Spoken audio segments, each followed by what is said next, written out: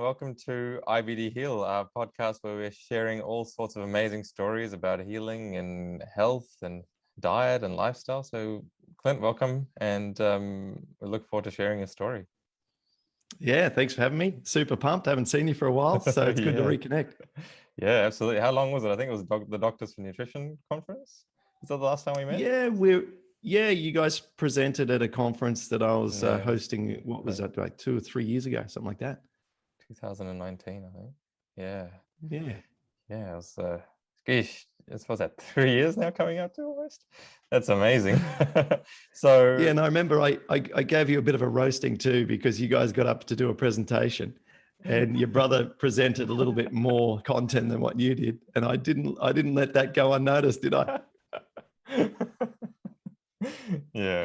When you guys sat down, I think I said you were there just to look good or something. But yeah, we have to have a laugh. We're having a laugh. I try. I don't always succeed, but But what you presented, the two of you, was so awesome. That's why I invited you guys to speak on my podcast, and it's nice that you guys have returned the favor. So I'm very grateful. Oh no, you're welcome. And yeah, you were one of the first people I thought of when we decided to start this. Because you've got such an amazing story and you're doing such amazing work as well. So we're going to talk about all of that. But maybe let's just start off with a little bit of background about your story and kind of, what you got diagnosed with and, how you were able to overcome your diagnosis as well.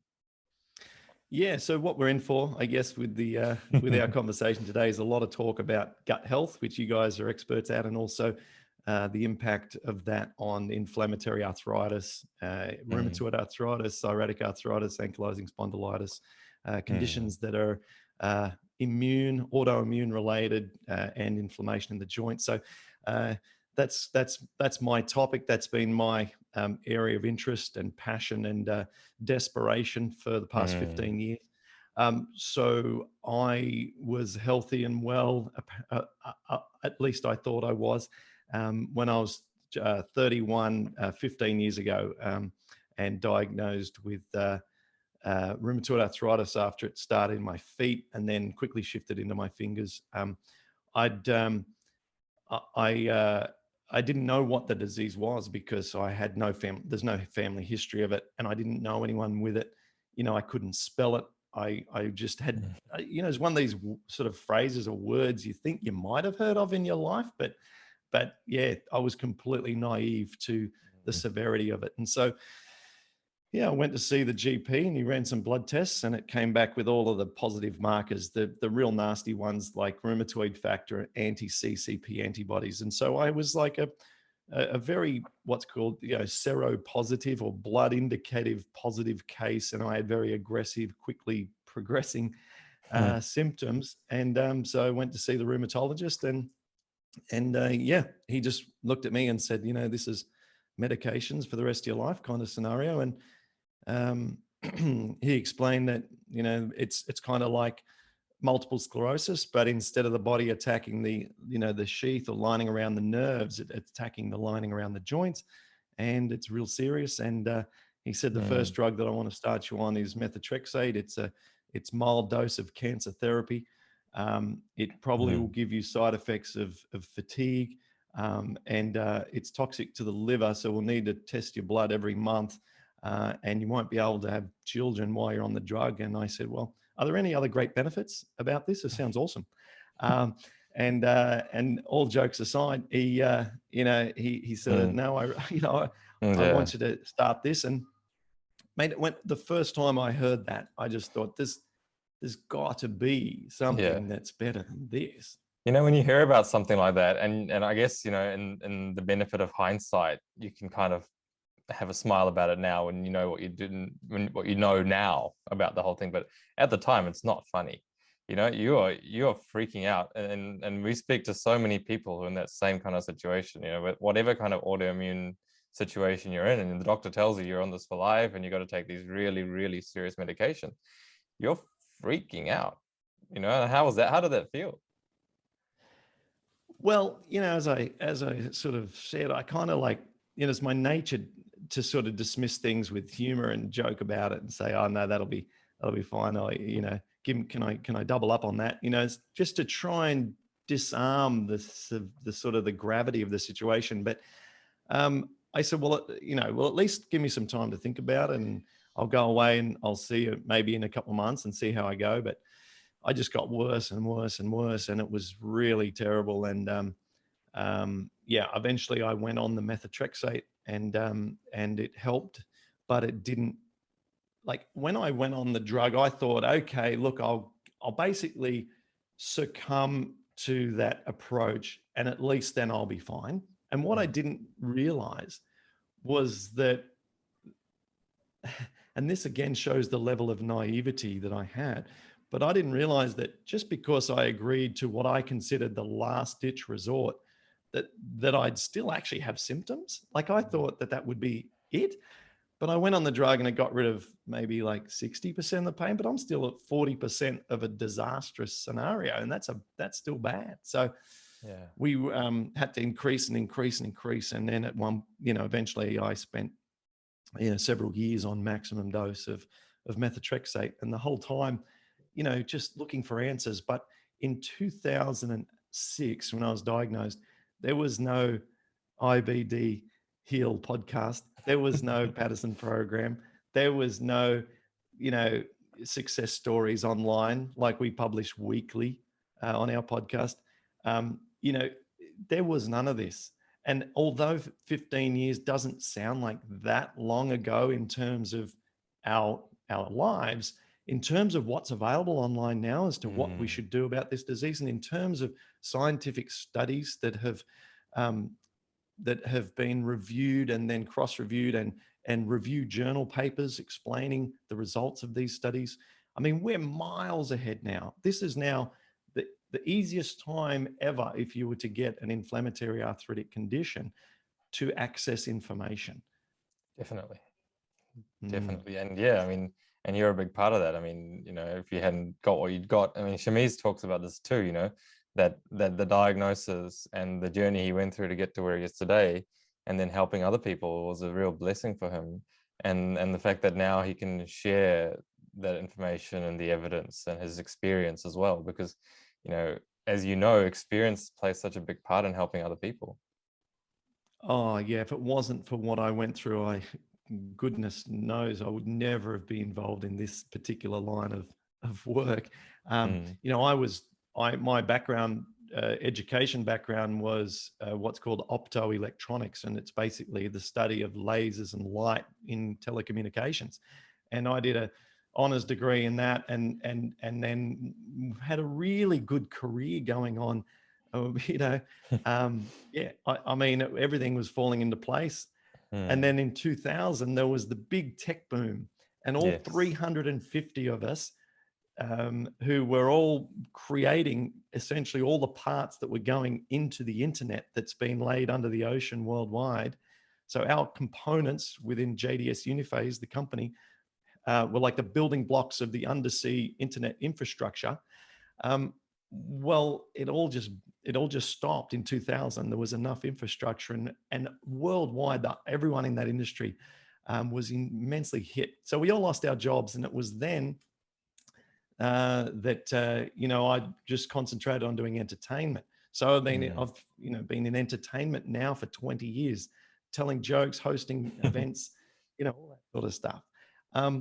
And I thought I'd do that forever. And in fact, I'd been on TV a few times and was on a bit of a roll when rheumatoid hit. So to echo what you just said, if it hadn't have been for all that I went through and so on, then I certainly would not be, interested or passionate or knowledgeable in this area. And, Shamiz, I don't know if he has any long-lasting impact of having, ulcerative colitis and recovering from that. It certainly doesn't appear that he does.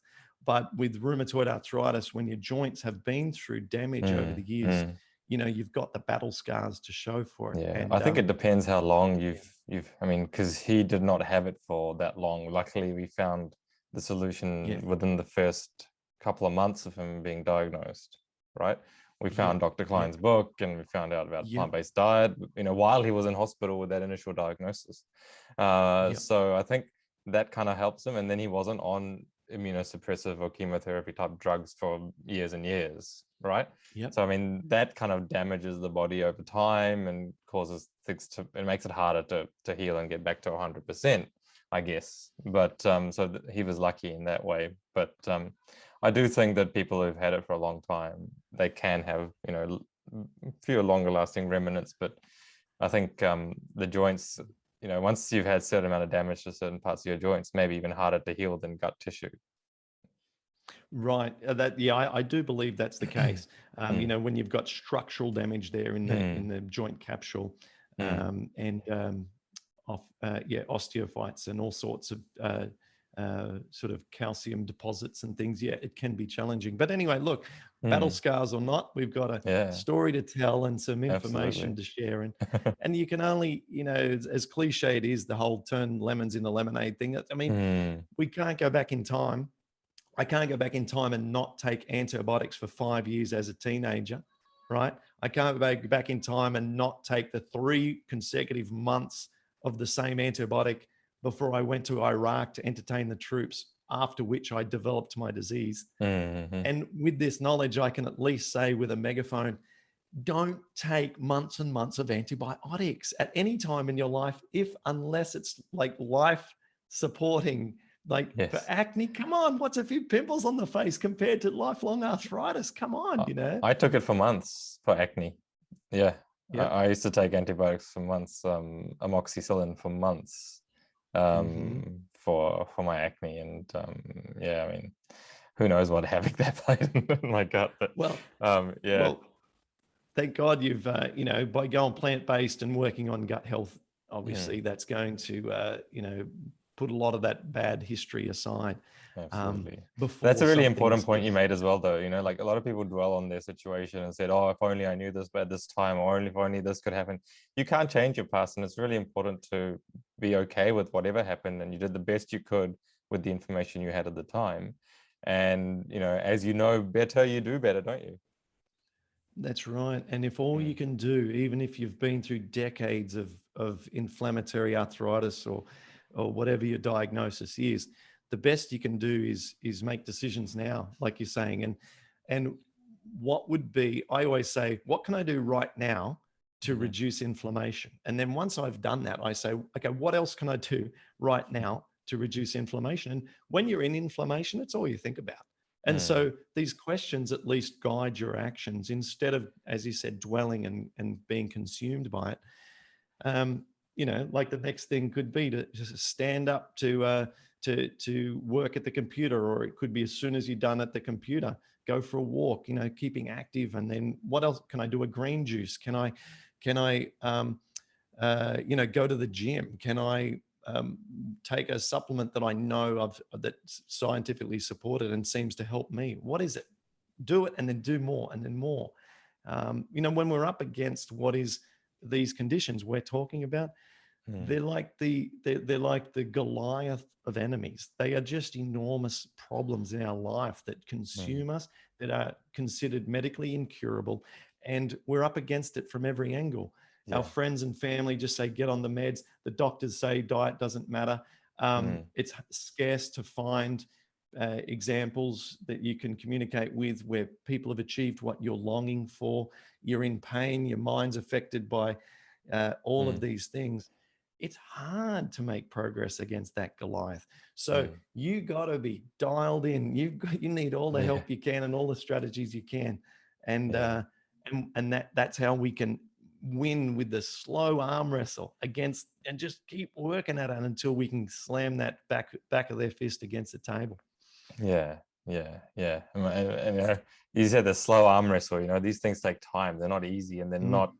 Can't just click your fingers and go, hey, I changed up whatever plant-based diet, and suddenly within a couple of weeks I'm going to be okay. That doesn't always happen.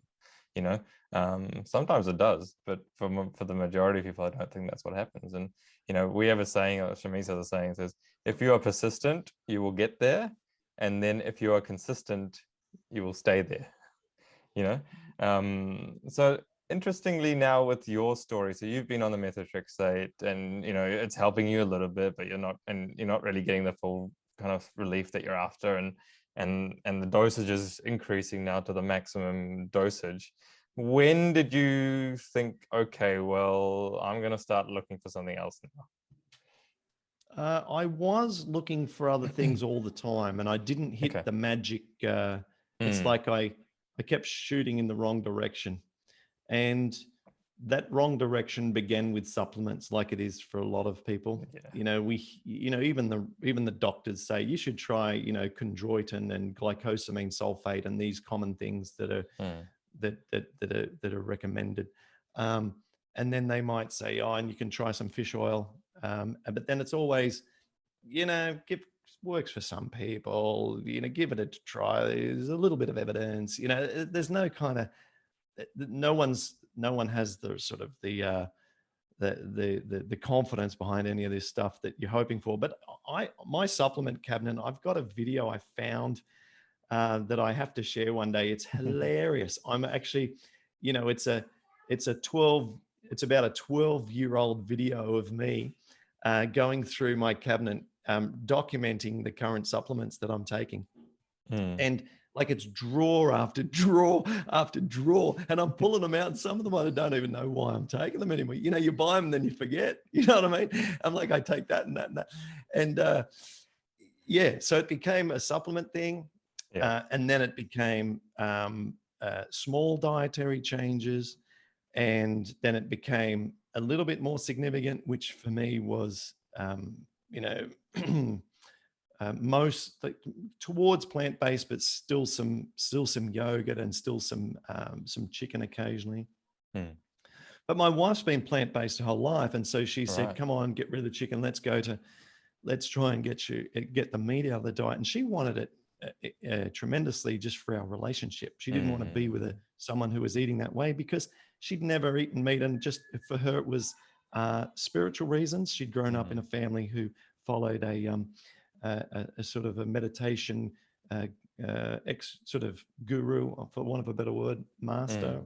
And the recommendation amongst the community was non-violent plant-based. And so she just really would have liked that of me. And so I went down that way thinking, I'm so skinny already. I'm gonna end up like a shadow. I'm not going to be able to even like open doors because I will have no muscle. And I was really concerned about the weight loss thing above everything else. And anyway, was able to negotiate that and so on. But what happened was there was like an epiphany that we had when I got food poisoning from eating some unwashed cherries. And I grabbed them from the grocery store, and they had been imported from the US. And I remember, it was so interesting how I remember this because, keep in mind, this is now 10 years ago, right?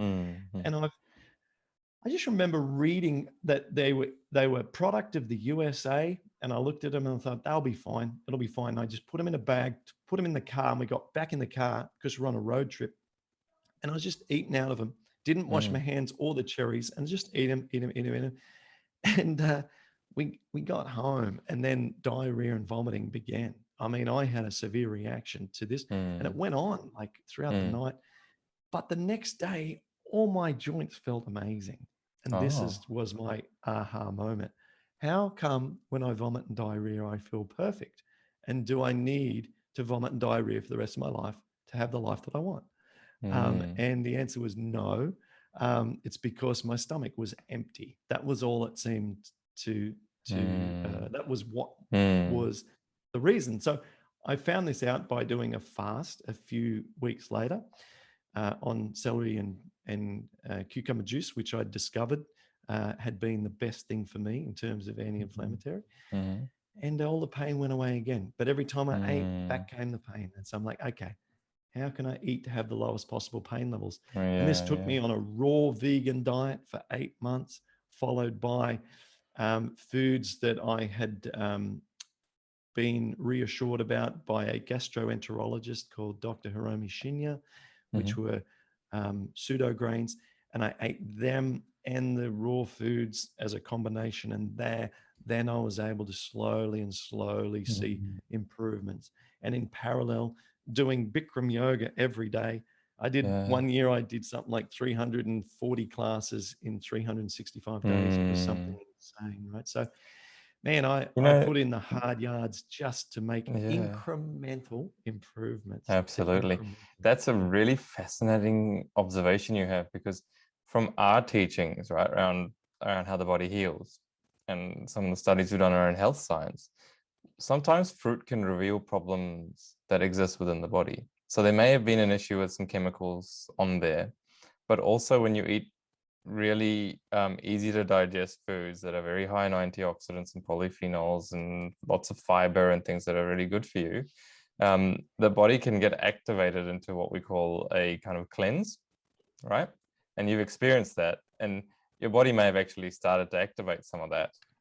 And you woke up in the morning having removed a whole lot of stuff from the body and suddenly felt a little bit better. That's really fascinating that you had that observation and you could actually make that connection, because a lot of people can't make that connection necessarily. Oh, I've got diarrhea and vomiting, okay, it just happens. But you actually were able to make a connection that, hey, the food had something to do with this. And then maybe you started looking more into it. And I didn't realize that I went raw vegan for 3 or 4 months as well at the start of my journey. So it Interesting. seems to be an Yeah. interesting theme that a lot of people I talk to, they kind of find that kind of approach, and then kind of expand from there. But yeah, that's very cool. And okay, so carry on. You've obviously started to make some changes. You must have been feeling better after having done that. So what were the next steps for you? Well, yeah, my search was how can I eat in such a way that I can have the same levels of insignificant pain that I get when I fast. Mm, And I've now, with the years realized it's not possible. Fasting is the ultimate mm-hmm, anti-inflammatory. mm, So when we add the foods, we are therefore, by default adding inflammation to the body. I mean, mm, even at every meal is slightly inflammatory for the body. mm-hmm, Um, in fact, all the studies that have been done on every non-human living being about restricting the amount of food they eat and the amount of disease they get and how long they live, it turns mm, out that if you want the healthiest, longest life, you don't quite eat as much as everyone else, and you will mm, statistically have a better chance. So, mm, but we have to eat, right? We have to mm. eat, and we don't want to be skinny, and we want to be strong, Yeah. and we want to enjoy and food. So, and we're in this society where more is always better, so you're always trying yeah. to find how much more you can get of something, instead of realizing that actually sometimes less is more. And if you eat well and you can actually digest that food better, you may absorb more. That's a lot of people don't understand that it's not just what you're eating, it's what you're absorbing in the gut. That's the nutrition that you get. Mm-hmm. So yeah, man, 8 months of raw food, and then Mm, onto the transitional cooked foods, and then a combination of both. And then I mm, expanded slowly and was able to, add things that I'd been longing for years, like some rice, and then able to eat some, regular potatoes, and then some beans and legumes, and then we nowadays eat lots of sort of a lot of curries and sort of things that look similar to the sort of foods that you guys publish on Instagram. mm, mm, We have, my wife loves making sort of Indian sort of dishes for our main meals, mhm, off or Mexicans, like black mm, beans and rice, or dal and rice, or something and rice. It's that mm, sort of family we have, and always mm, lots of leafy greens. So a big discovery I had was that the more leafy greens I ate, the better I felt, mm, and I've since looked into why. But a lot of, all of this was experimental for me, and all of it mm, was trial and error, and so it took a long time, and I made a lot of mistakes. mhm, Worth noting that I was putting olive oil on my salads for years, and it was only when I stopped putting olive oil on my salad that I had a mm. massive breakthrough. I was putting Yeah. a lot of flaxseed into my smoothies, and it was only when I took those flax seeds out and stopped mixing those fats and sugars together in a Mm-hmm. smoothie that again I Mm. had another breakthrough. And Nice. so, a lot of slow lessons, and it was brutal. But Mm-hmm. eventually, I was tapering my methotrexate, and rheumatologist was always supportive and encouraging and Mm-hmm. pleasant. and was able to eventually get the same results eventually without needing the methotrexate. So Wonderful. that was important. My C-reactive protein early on was 56 milligrams per liter, and last test was 0.5 milligram per liter. Yeah, so there's obviously a drastic difference between the sort of inflamed me and a non-inflamed me. But this thing was nightmare, and it's like the life of Pi, right? We're living with this ferocious tiger. It's not that it will never come back. It's that we've learned to live with a wild animal, and that wild animal takes a long time to be domesticated to the point where it doesn't attack. And then once you get it to a point where it has stopped attacking you, you then have to learn how to tiptoe in your life around all of the triggers that remind it that it's a wild animal. And this means eating right, watching your, lifestyle, protecting yourself from getting too stressed, too exhausted. It's basically requiring us to have a really good quality, healthy life without too many mistakes, because you do the wrong thing and that animal will attack you and aggressively, like it's designed to do. Yeah, absolutely. And yeah, it's it's the thing, if you go back to doing the things that caused your problem in the first place, then how can you expect it not to, people ask Shamiz all the time, oh, well, just eat anything you want now, right? And he says, well, no, because that's the stuff that got me into that place in the first scenario, so I don't want to go and eat that stuff again, because it doesn't make me feel good, and I want to eat the stuff that's going to make me feel the best I can. And I've found that too in my life. It's been a real revelation for me, coming off 4 different medications, and not that I was diagnosed with anything. I just had migraines and acne and all sorts of, my body was telling me, telling me, you're not healthy, mate. So yeah, but we're not taught to listen to those signs early enough. And no, like I thought, like in my 20s, right? I remember the 5 years of antibiotics, and then in my 20s, I thought it was normal to not be able to breathe every time I ate ice cream. I was eating ice cream every, maybe, I don't know, occasionally, right? Yeah. I'd put one spoonful of ice cream, and then instantly I couldn't breathe through my nose. And I didn't think anything of it. And things like terrible gas and lots of burping and things after meals, I just didn't really associate that with anything alarming. I thought, that's hilarious. I can do these really massive burps after meals and my mates think it's funny and stuff, right? And in fact, I wasn't the only one. They're all doing the same thing, because they're all eating the same crap, right? And we're all like thinking that's normal and funny. Who can eat the most pizza? Right? That's the sort of vibe, right? We've just ordered a meat lover's pizza from some greasy delivery joint. There's 5 pizzas on the table for 4 guys. Can we get through it? I mean, and that's usually complemented with a exorbitant amount of beer or some other kind of alcoholic beverage too, which is shown now to destroy your gut and it's a class 1 carcinogen. So just bombarding our gut with all sorts of things that it doesn't need on a very, very regular basis. It's actually surprising that it takes us that long to develop something. The body is so resilient.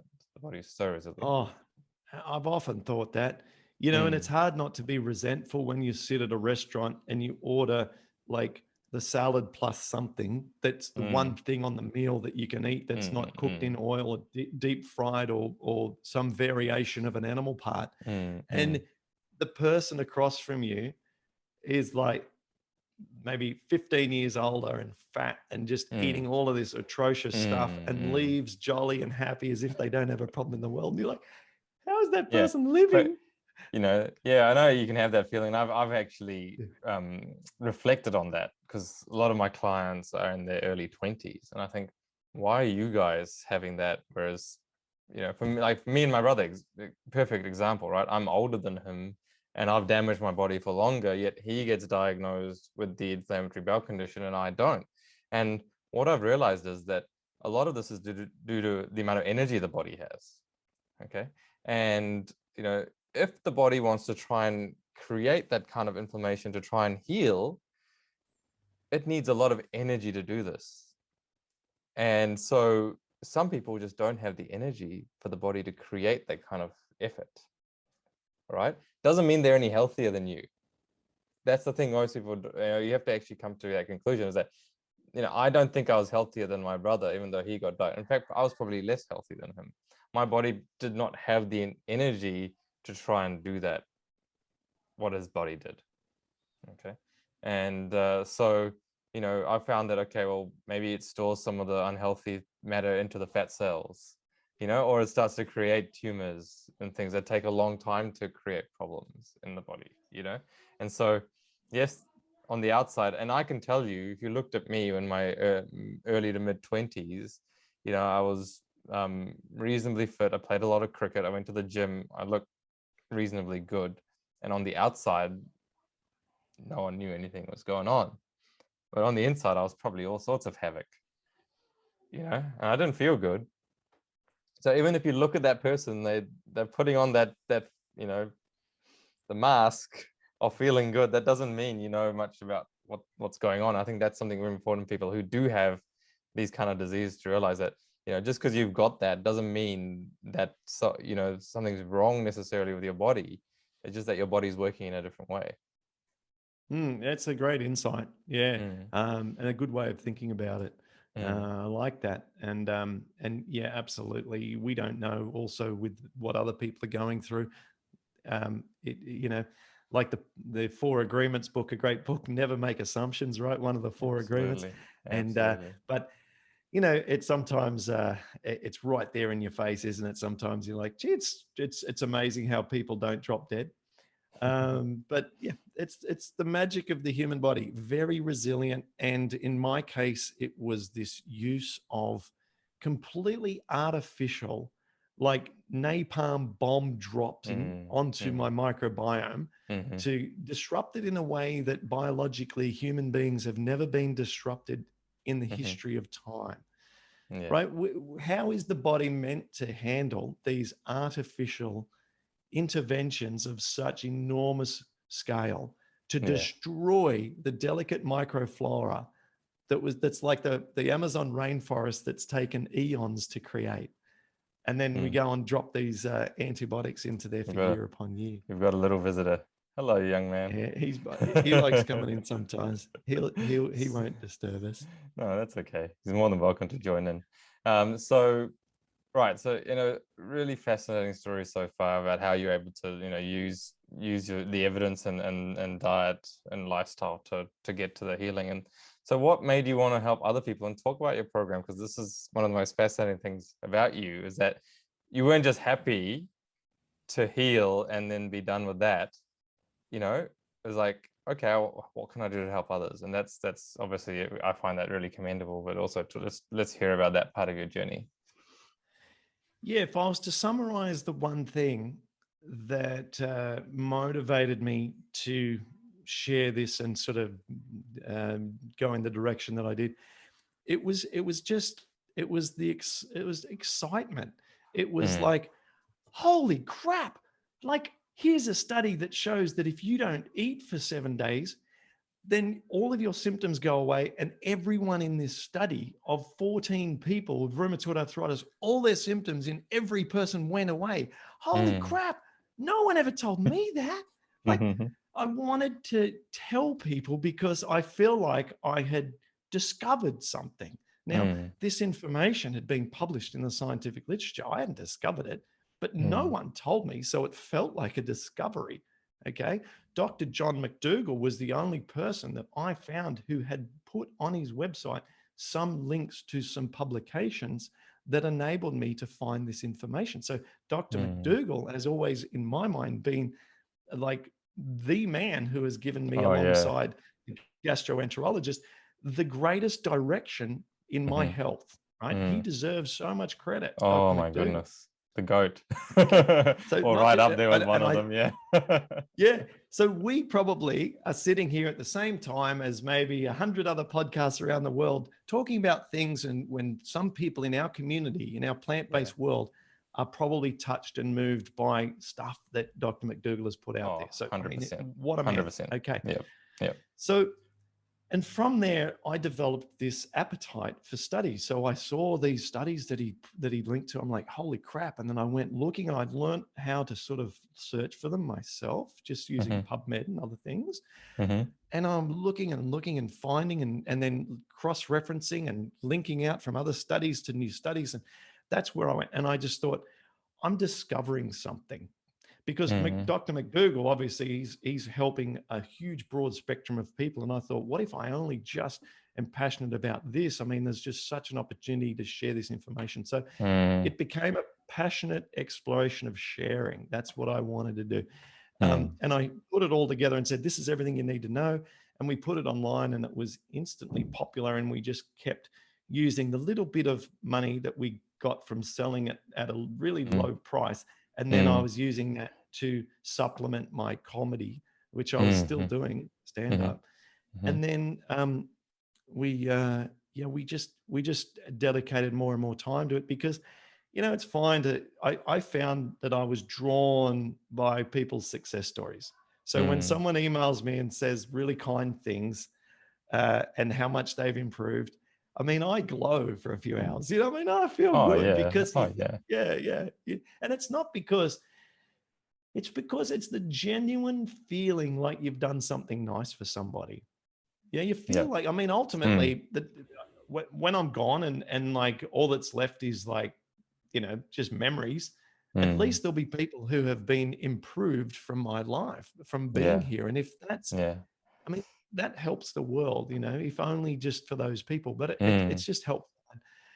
I mean, and you don't know when you start something like this, who's going to resonate with anything, you know? I mean, we thought, if it worked for anyone else.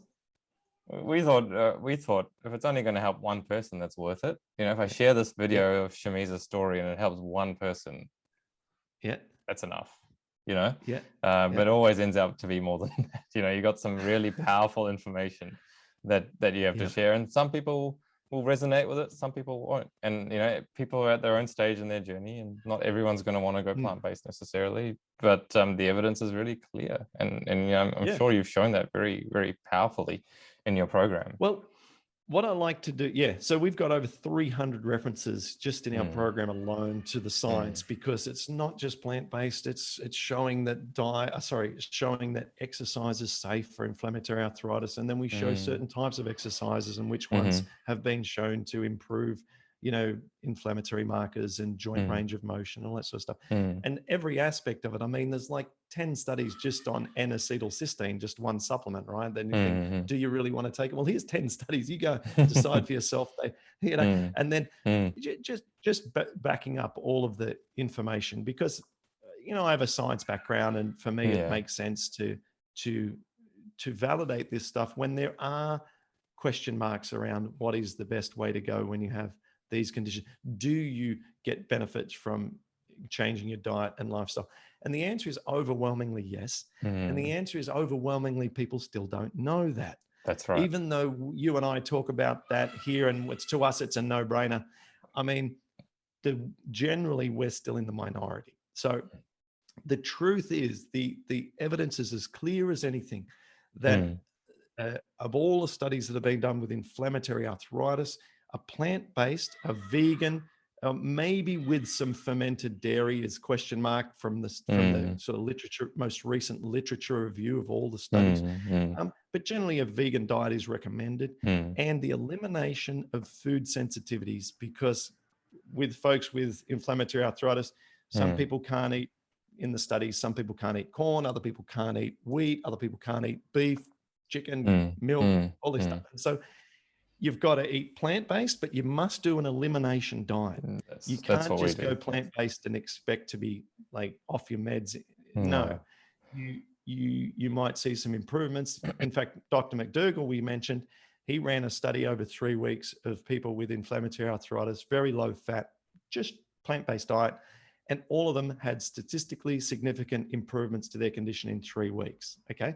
But we can take that and then we can go even better than that. And we can also look at all of the triggers of the most common foods, take all them out as well. And then we can see even like a higher percentage of people can improve, because there's, now we're also removing sensitivities. And in parallel, the evidence on exercise and inflammatory arthritis is consistent and solid as a brick. And you put that with that as well, and you've got transformation. You really have transformation. Absolutely. Yeah, absolutely.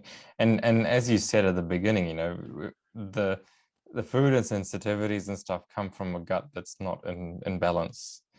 So you may well be able to introduce that stuff back in, but first the gut has to heal. And if the gut doesn't heal, then things get through. There's permeability there. And when stuff gets through, that's when you can start having inflammation and problems like that. So, one of the most important things is healing that gut lining and starting to get rid of the dysbiosis and shift back to symbiosis, start producing short chain fatty acids, and start feeding those colonic cells that are going to really look after you. And when that happens, you get a robust gut microbiome and gut lining, then you can start to eat a lot of different things, and they don't affect you in the same way as they used to. It's quite amazing. Absolutely. And some people at the start of our program might go through, and they might go through the reintroduction sequence of foods and find a food that's otherwise innocent to discuss, maybe apples or blueberries or something, and you're like, what? Person reacts to that. Okay, so and for me, it's not what, it's maybe the audience be like, why would someone react to that? Well, some people do. And that doesn't mean that in 6 to 8 weeks, we can't test that food and see no problem whatsoever, because that's 6 to 8 weeks of eating in such a clean way. And the gut microbiome, it can change so quickly. Like studies have shown, like over 1 week, there can be a significant shift in the sort of portfolio of bacteria, and the strains can be increased. I mean, the gut bacteria can change quite quickly. And so we can improve and then be able to eat more foods. And literally a webinar that I just gave the other day talked about how we can do that through eating more leafy greens and through more exercise. We can really expand our food base a lot, because we're driving better gut bacteria through leafy greens, and we're increasing diversity through our exercise. And together, we can make it happen. It's so powerful. And you're talking about the success stories, and I think the most important thing is, when you've experienced it, and then you have that feeling of having resolved, maybe not 100% of everything, but 90 something percent of all your issues, and you got your life back, which is what we talk about. Like the whole point of the program is maybe you're not going to get everything 100% that it was before, but you're going to get your life back, and you're going to be able to function. You're not going to have to rely on pain, or having to deal with pain or discomfort, or in your situation, struggling to move in certain situations. And then for our clients, it's having to be chained to the bathroom, not being able to go a certain distance away from a bathroom because accidents can happen. So getting free of that, and you've experienced it, then when you hear of someone else having that same experience, you're almost linked to that person, because you've gone through that same experience, and it really warms you, doesn't it? It's just an amazing kind of feeling. Yeah, like I find sometimes I'm close to tears, and this is like, especially when I hear of cases of juvenile idiopathic arthritis. So I have to use a couple of ways to try and stop myself from getting emotional when I have mothers and their children on our show, and then the child starts saying like things that only children can say, and they're like, yeah. So there was one in particular. The mum's name escapes me, but the son's name is Cole, and he came on, and he was like, the mother was talking about the scenario. I mean, this is the child's life. This isn't. This is, the child hasn't even had a chance to get to high school yet, and they're in pain, and they're on all these drugs and stuff. And everyone's trying to help. So all for the medications while we need them, God bless them. Thank you for the opportunity to suppress the inflammation. Everyone's helping. But the child is looking to restore health. The mum wants to restore health, and the challenges are so real. So that's when it can be very emotional. But I wanted to add something else to what you were just saying. And that was with regards to, even if people want to do your program or our program, depending on what condition that that ails them, even if they only did it, say 20%, and that meant that they could stop taking one non-steroidal anti-inflammatory each day, that's 365 drugs out of their system at the end of the year. Even if they just did it, say 20%, and that was the outcome. But what if they did it, say 50%, and they were able to not only get that drug down, but also feel better in the morning and just wake up and just have more optimism in their life. Doing a program 50%, having more optimism every day for the rest of your life is still amazing, right? At 50%. So, absolutely. It's just applying yourself towards better practices, better habits, making it a routine. And a little bit of better is worth any kind of intervention. I used to say I would eat anything if I knew that would help me. One time a naturopath sold me a $350 bottle of throat cartilage from a cow, right? Wow. And he said, you've got to have more cartilage. You've got to eat.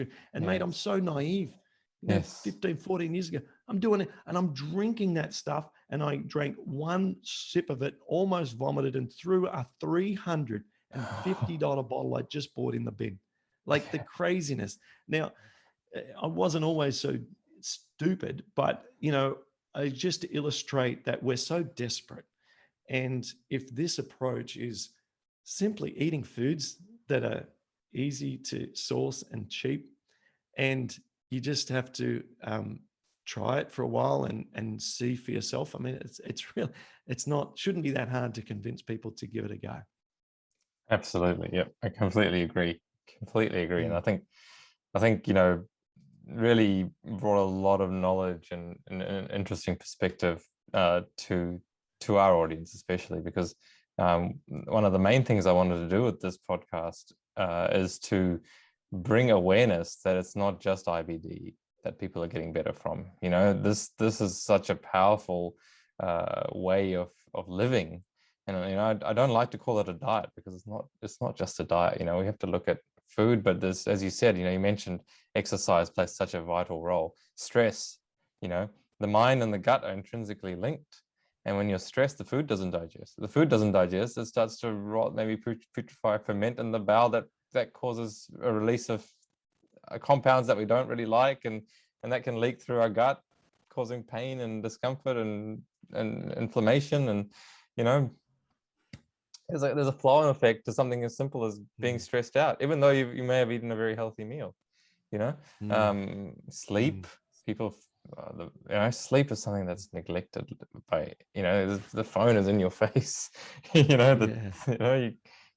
go to sleep and you got the phone and you might be scrolling through one of those feeds, and before you know it, you spend half an hour looking through mindless stuff, and you've lost that half an hour of rest that your body critically needs, especially when you're not well.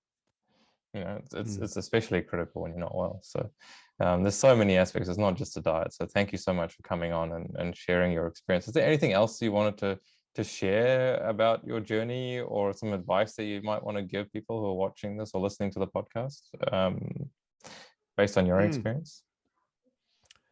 Yeah, that only if we only improve 1% per month, but we keep out at 1% per month, then we're going to have a good life.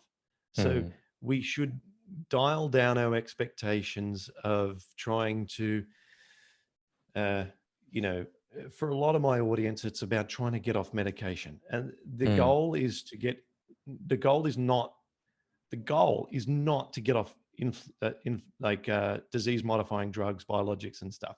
If that is an outcome, that's well received, a great thing. I'm sure the doctors are happy with that as well, because Mm, if it's not necessary, then great. But it's mm, not the goal. The goal is to get inflammation so low mm, that we feel great and we can work on improving ourselves slowly and steadily so that we mm, feel optimistic about our future. And ultimately, the phrase, what I like to try and have as our destination, is to feel confidence and control. That's what we're after. We're mm, complete confidence and control over our condition. If we can achieve that, it's a happy life because the fear's gone. We're optimistic. We mm, know what we're doing. We've got a plan that works. And I think mm. that's key, is that, you know, improvements 1% a month, that's a happy life in the future.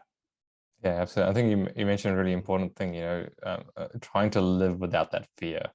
Living Mm. living in fear is a real, it's you don't really get to live very much if you're always fearful of what could happen. So I think that's a really important point you put forward there, especially when you got a condition, like, oh, if I do this, what could happen to me?